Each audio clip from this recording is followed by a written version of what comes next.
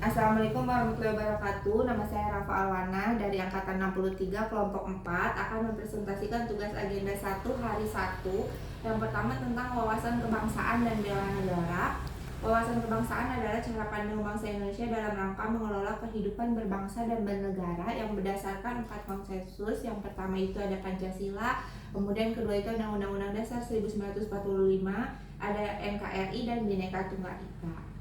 Yang pertama ini Pancasila. Pancasila ini terdiri dari 5 sila. Yang pertama itu ketuhanan yang Maha Esa, kedua kemanusiaan yang adil dan beradab, yang ketiga itu persatuan Indonesia, dan yang keempat itu kerakyatan yang dipimpin oleh hikmat kebijaksanaan dalam permusyawaratan atau perwakilan, dan yang kelima itu adalah keadilan sosial bagi seluruh rakyat Indonesia. Pancasila ini masing-masing silanya mempunyai butir-butir Pancasila yang harusnya kita amalkan dalam kehidupan sehari-hari. Kemudian yang kedua itu ada Undang-Undang Dasar 1945 yang dirancang oleh BPUPKI, disahkan oleh PPKI pada tanggal 18 Agustus 1945. Adapun pembukaan dari Undang-Undang Dasar 1945 yang tidak dapat diubah. Kemudian yang ketiga ada NKRI yang lahir pada tanggal 17 Agustus 1945 yang bertepatan dengan Hari Proklamasi. Tujuan NKRI ini juga tertuang dalam pembukaan Undang-Undang Dasar 1945. Yang pertama itu melindungi segenap bangsa dan seluruh tumpah darah Indonesia. Yang kedua memajukan kesejahteraan umum, mencerdaskan kehidupan bangsa, dan ikut melaksanakan ketertiban dunia berdasarkan kemerdekaan, perdamaian abadi, dan keadilan sosial. Kemudian yang terakhir itu ada Bhinneka Tunggal Ika, berbeda-beda tetapi pada hakikatnya satu, atau berbeda-beda tapi satu tujuan, yang diambil dari kitab Sutarsomo, ditulis oleh Empu Tantular, pencetusnya itu Bapak Muhammad Yamin, dan diresmikan pada tanggal 17 Agustus 1950.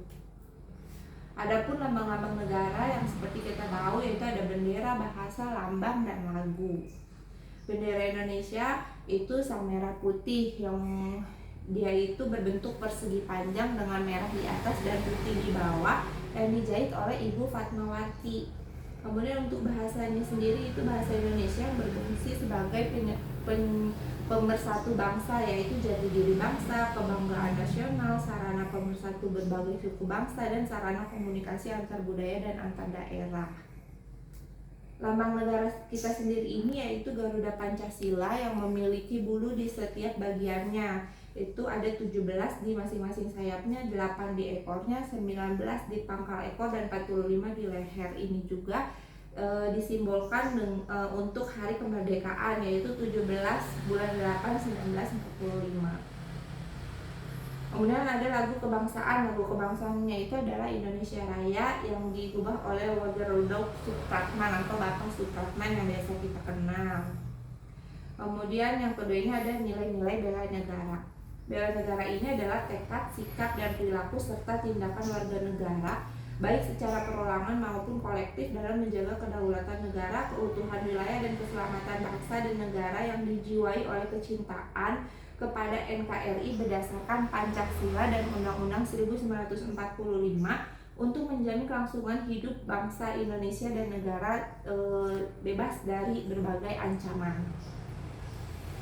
Nilai-nilai dasar bela negara itu ada 5. Yang pertama itu cinta tanah air, kemudian yang kedua itu sadar berbangsa dan bernegara, yang ketiga itu setia pada Pancasila sebagai ideologi negara, yang keempat itu rela berkorban untuk bangsa dan negara, dan yang kelima itu kemampuan awal bela negara.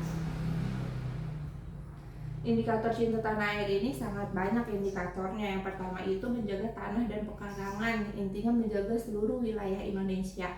Yang kedua itu kita jiwa dan raga kita itu bangga berbangsa Indonesia. Kemudian ada jiwa patriotisme, menjaga nama baik bangsa dan negara, memberikan kontribusi dan kemajuan kepada bangsa dan negara, bangga menggunakan hasil produk bangsa dan negara. Indikator sadar berbangsa dan bernegara, yang pertama itu berpartisipasi aktif dalam organisasi kemasyarakatan, profesi maupun politik, menjalankan hak dan kewajibannya sebagai warga negara sesuai dengan peraturan perundang-undangan, kemudian ikut serta dalam pemilihan umum seperti pada pemilihan presiden. Kemudian yang keempat itu berpikir, bersikap, dan berbuat yang terbaik bagi bangsa dan negaranya, dan yang terakhir itu berpartisipasi menjaga kedaulatan bangsa dan negara ini. Ada juga indikator setia pada Pancasila sebagai ideologi bangsa, yaitu kita harus paham nilai-nilai dari Pancasila. Kemudian selain paham, kita harus mengamalkan, terus menjadikan Pancasila sebagai pemersatu bangsa, senantiasa mengembangkan nilai-nilai Pancasila dan yakin dan percaya bahwa Pancasila itu adalah dasarnya negara. Indikator rela berkorban untuk bangsa dan negara, bersedia mengorbankan waktu, tenaga, dan pikirannya untuk kemajuan bangsa dan negara kita. Kemudian siap membela bangsa dan negara dari berbagai macam ancaman, berpartisipasi aktif dalam pembangunan masyarakat, bangsa, dan negara, gemar membantu sesama warga negara yang mengalami kesulitan dan yakin dan percaya bahwa pengorbanan untuk bangsa dan negaranya itu tidak akan sia-sia.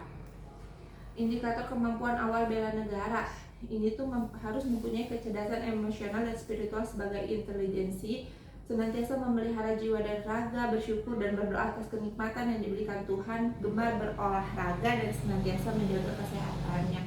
Intinya dari indikator kemampuan awal bela negara ini senantiasa menjaga kesehatan dan gemar berolahraga. Kenapa harus bisa ada atau mempunyai dasar bela negara? Karena kita juga akan menemukan yang namanya ancaman. Ancaman ini itu diartikan sebagai sebuah kondisi, tindakan, atau potensi baik ilmiah atau hasil karya atau suatu rekayasa yang berbentuk fisik atau non-fisik yang berasal dari dalam atau luar negeri yang secara langsung atau tidak langsung yang dapat membahayakan tatanan secara kelangsungan hidup bangsa dan negara untuk tujuan nasionalnya. Ancaman juga dapat dikarenakan adanya konflik kepentingan, mulai dari personal hingga kepentingan nasional. Analisis, kemudian kita akan membahas tentang analisis isu kontemporer, yaitu ada namanya konsep perubahan. Perubahan itu mutlak dan kita akan jauh tertinggal kalau kita tidak menyadari dan berperan serta dalam perubahan tersebut. Faktor perubahan yang mempengaruhi kinerja, terutama kinerja PNS ini sangat banyak ya. Yang paling inti itu dia dari individual, kemudian dari keluarga, dari komunitas, dari sosial, dan terakhir itu dari global, dari keseluruhan. Perubahan-perubahan juga yang dapat menjadi isu kontemporer itu yang paling sering itu yang pertama itu adanya korupsi. Korupsi itu baik di tingkat atas maupun di tingkat bawah itu kan harusnya tidak dilakukan, karena kita juga punya undang-undang tentang korupsi. Undang-undangnya itu nomor 31 tahun 1999 tentang pemberantasan tindak pidana korupsi yang beserta revisinya itu nomor 20 tahun 2001. Tindak pidana korupsi itu didefinisikan tidak hanya pada perorangan tetapi juga bisa pada korporasi, dan jenis penjatuhan tindak pidana ini dapat dilakukan hakim berdasarkan tindak pidana korupsinya bisa pidana mati, penjara maupun tambahan. Kemudian isu yang kedua itu biasanya juga penggunaan narkoba atau obat-obat terlarang yang dia juga banyak sekali jenisnya. Kemudian yang ketiga ini ada terorisme. Terorisme ini adalah perbuatan yang menggunakan kekerasan atau ancaman kekerasan yang menimbulkan suasana teror atau rasa takut yang secara meluas. Jadi terorisme ini menimbulkan rasa takut secara meluas. Kemudian dia juga dapat menimbulkan korban yang bersifat massal dan atau menimbulkan kerusakan atau kehancuran terhadap objek vital yang strategis seperti lingkungan hidup, fasilitas publik, atau fasilitas internasional dengan motifnya itu berbeda-beda, ada ideologi, politik, ataupun gangguan keamanan. Kemudian ada isu yang selanjutnya itu money laundry. Money laundry ini dalam terjemahan bahasa Indonesia itu adalah aktivitas pencucian uang. Kemudian juga ada mass communication. Jadi dia ini ada yang pertama itu contohnya itu ada cybercrime. Jadi seperti penipuan, kemudian hate speech dan hoax. Ada juga teknis tapisannya. Jadi kalau misalkan kita mendapatkan itu, kita bisa menggunakan teknis tapisan, menetapkan rentang penilaian 1-5 pada kriteria aktual, kehalayakan, problematik, dan kelayakan. Kalau aktual sendiri ini artinya isu tersebut benar-benar terjadi dan sedang hangat-hangatnya dibicarakan di masyarakat. Itu berapa penilaiannya. Kemudian yang kedua itu kehalayakan ini, isu tersebut menyangkut hajat hidup orang banyak atau tidak, itu berapa juga nilainya. Yang ketiga, problematik. Isu tersebut memiliki dimensi masalah yang kompleks sehingga perlu dicairkan segera solusinya secara komprehensif. Dan yang terakhir itu ada kelayakan, artinya isu tersebut masuk akal, realistis, relevan, dan dapat dimunculkan inisiatif pemecahan permasalahannya. Jadi itu kita buat tentang penilaiannya 1-5. Kemudian untuk membuat penilaian ini kita dapat dibantu dengan kriteria USG, dari yang mulai sangat USG sampai yang tidak sangat USG. USG ini U-nya itu urgensi, S-nya itu serius, dan G-nya itu growth.